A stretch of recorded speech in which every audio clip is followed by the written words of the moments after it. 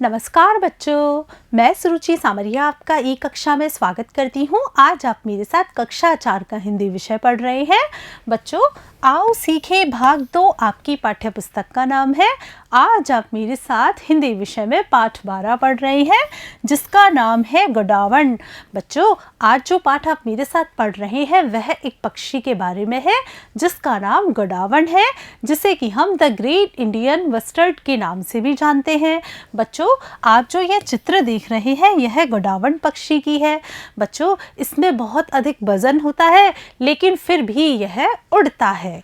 बच्चों क्या आप जानते हैं पहले यह पक्षी भारत के बहुत सारे राज्यों में पाया जाता था, लेकिन अब यह पक्षी राजस्थान में ही पाया जाता है और भारत के राजस्थान राज्य के अलावा यह पक्षी विश्व में पाकिस्तान के सिंध प्रांत में ही पाया जाता है।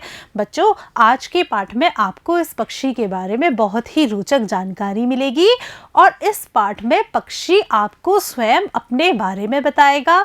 तो आइए शुरू करते हैं हमारा पाठ गोडावण। जानते हैं इसके बारे में, इसकी विशेषताओं के बारे में।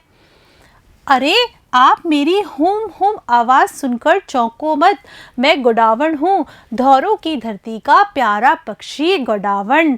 बच्चों यहाँ पर गोडावण आपसे बात कर रहा है, अपने बारे में बता रहा है, आपको बता रहा है कि मैं गोडावण हूँ, आप मेरी हुम हुम की आवाज़ सुनकर चौंको मत, मैं धौरों की धरती यानी कि रेगिस्तान की धरती का प्यारा पक्षी हूँ, मेरा नाम गोडावण है। फिर देखिए मित्रों, मैं अपने मुँह मियाँ मिट्ठू नहीं बनना चाहता हूँ पर लोग मुझे सुंदर पक्षी मानते हैं। बच्चों अपने मुंह मियाँ मिट्ठू बनना यानी कि अपनी बड़ाई स्वयं करना। यहाँ पर गोडावण कह रहा है कि मैं अपनी प्रशंसा स्वयं नहीं करना चाहता लेकिन लोग मुझे बहुत सुंदर पक्षी मानते हैं, वे मुझे सोहन चिड़िया कहकर पुकारते हैं, कुछ लोग मुझे हुकना पक्षी भी कहते हैं। बच्चों क्या आप जानते हैं इसे हुकना पक्षी क्यों कहा जाता है? क्योंकि जब हम इसे डराते हैं तो यह हुम हुम करके आवाज़ निकालता है जिसके कारण ऐसा लगता है कि यह हुक की ध्वनि निकाल रहा है, इसलिए इसे हुकना पक्षी कहा जाता है। मुझे मराठी भाषा में मालढोक कहा जाता है। बच्चों ये सारे इस गोडावण पक्षी के ही नाम हैं। इसके अलावा ये जो पक्षी है वह बादलों की गर्जना होती है वैसी आवाज़ भी निकालता है। आगे देखिए पढ़ते हैं हम। मैं लगभग 1 मीटर ऊंचा जीव हूँ, यानी बच्चों पक्षी अपनी लंबाई बता रहा है कि मैं 1 मीटर ऊंचा जीव हूँ। मेरी चोंच हल्के पीले रंग की होती है और गर्दन व पेट सफ़ेद। बच्चों आप इस चित्र में देखिए, इसकी जो चोंच है वह पीले रंग की है और इसके गर्दन और ये जो पेट का रंग है वह सफ़ेद रंग का है और मेरे सिर पर एक काली टोपी और सीने पर मोटा काला पट्टा होता है। देखिए मेरा शरीर भूरा होता है, पंख काले भूरे और सफ़ेद बिंदुदार होते हैं। हाँ मेरे पैर जरूर पीले होते हैं और पंजे पीछे से सपाट होते हैं। मेरा वजन लगभग 15 किलो होता है। बच्चों यह अपना वजन कितना किलो बता रहा है? 15 किलो, जो कि उड़ने वाले पक्षियों में बहुत ज़्यादा होता है।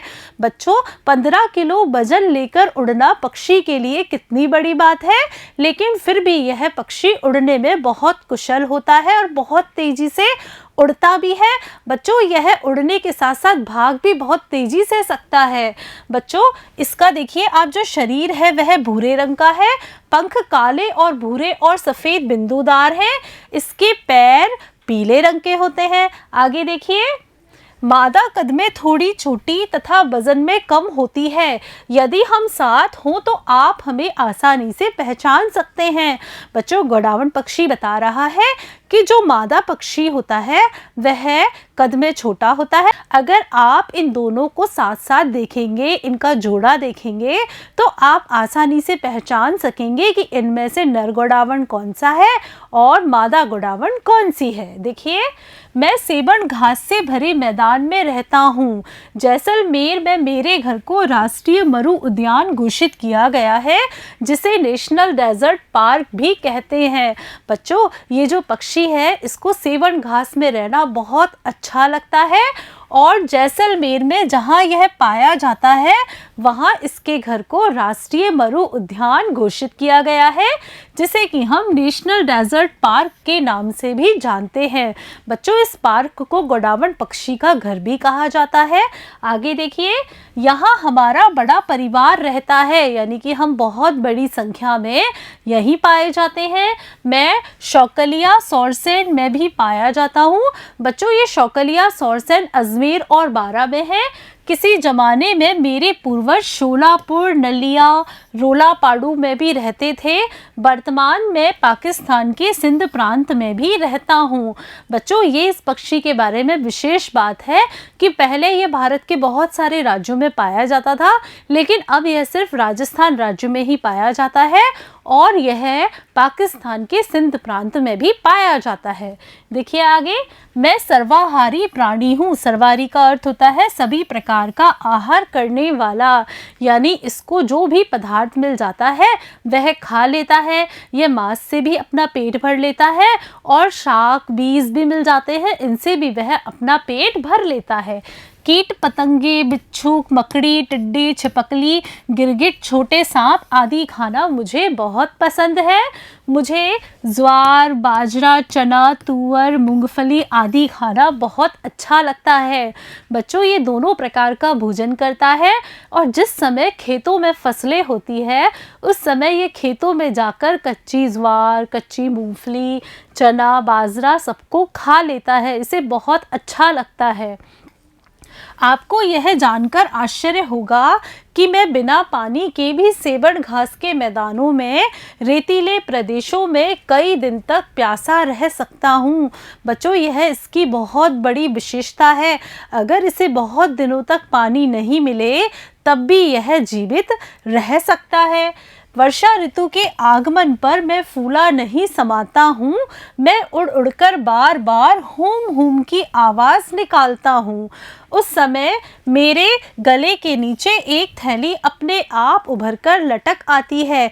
बच्चों, ये जो गोडावण पक्षी है इसे वर्षा ऋतु का मौसम बहुत अच्छा लगता है। इस समय यह हूम हूम करके आवाज़ निकालता है। इस हूम हूम की ध्वनि को आप 500 मीटर तक सुन सकते हैं और इसके गले के नीचे एक थैली अपने आप उभरकर लटक आती है, जो भी बहुत प्यारी लगती है। स्वभाव से मैं बहुत शर्मीला पक्षी हूँ पर आलसी नहीं। मैं अपने रहने के लिए घर खुद बनाता हूँ। हम घोंसला नहीं बनाते हैं। सेबड़ घास में या अन्य ऊंचे सुरक्षित स्थान पर मादा गोडावण अंडा देती है। बच्चों, ये शर्मीला पक्षी है, यह आलसी नहीं है, यह अपने रहने के लिए घोंसला नहीं बनाते हैं। ये ऊंची ऊंची सेबड़ घास होती है, या तो वहाँ रहते हैं या फिर किसी ऊंची सुरक्षित जगह पर रहते हैं जहाँ पर जो मादा गोडावण होती है वह अंडा देती है। वह भी एक बार में एक ही अंडा। इन अंडों को सांप, बिलाव आदि से बचाकर रखना होता है। बच्चों, जो मादा गोडावण होती है वह एक बार में एक अंडा देती है। उस अंडे को सुरक्षित रखना इनके लिए बहुत बड़ा कार्य होता है, क्योंकि अंडों पर सबकी नज़र रहती है। सांप, बिलाव ये सब क्या करते हैं? ये सब गोडावण पक्षी के अंडे देखते ही उन्हें खा जाते हैं। फिर देखिए, कई लोग हमारा शिकार कर लेते हैं। इन दिनों हमारी संख्या में बहुत कमी आ गई है। मैं बहुत चिंतित हूँ। बच्चों, गोडावण पक्षी चिंतित क्यों है? क्योंकि कई लोग बिना कारण ही इनका शिकार कर लेते हैं। खुशी की बात यह है कि हमारी सुरक्षा के लिए बहुत लोग आगे आ रहे हैं। सरकार ने भी जंगली जानवरों की रक्षा के लिए कानून बनाया है। बच्चों, अब जो राजस्थान सरकार है, केंद्र सरकार है, वह जंगली जानवरों की सुरक्षा के लिए चिंतित है। उनकी सुरक्षा के लिए उन्होंने तरह तरह के कानून बनाए हैं। देखिए दोस्तों, फिर भी मुझे दुख है कि हमारी संख्या घट रही है। खेती में कीटनाशकों का प्रयोग होने से जहरीला दाना मुझे खाने के लिए मिलता है। बच्चों, ये जो गोडावण पक्षी है यह खेतों से दाना चुगता है, लेकिन अब हम खेती में कीटनाशकों का बहुत अधिक उपयोग करते हैं, जिसके कारण जो इनको खाने के लिए दाना मिलता है वह भी जहरीला होता जा रहा है। देखिए, पत्थरों की खुदाई के लिए खदानों में होने वाले ब्लास्ट से भी मुझे बहुत डर लगता है। आप ही बताओ मैं क्या करूं, मैं भयभीत हूँ।